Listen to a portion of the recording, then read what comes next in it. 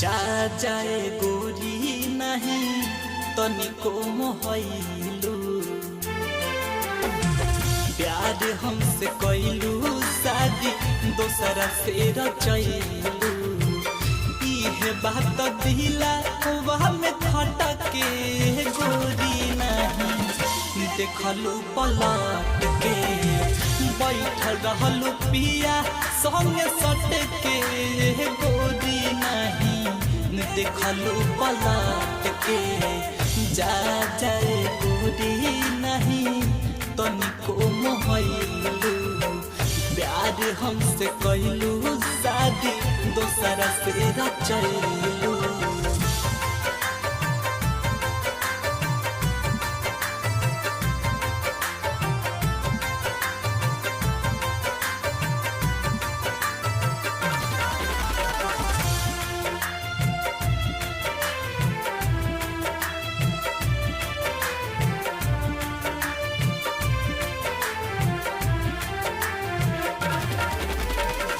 होता पछतावा बड़ी तोहरा के जान के छोड़ी के अपन तू हो गइलुआ में जान के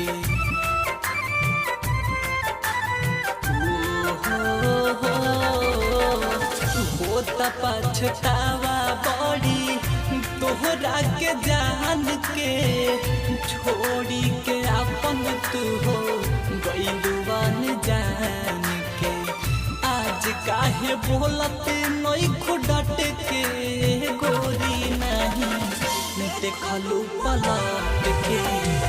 बैठल रहलू पिया संगे सट के गोरी नहीं देखलू पलट के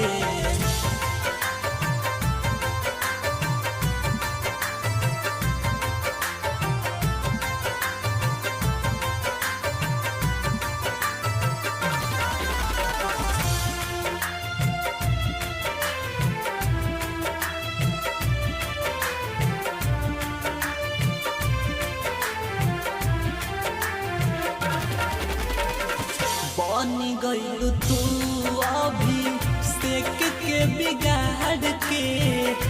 तनिको न सोचलू गोरी बाबे अब हमार के गोदिया रे बन गइलू तू अभी सेक के बिगाड़ के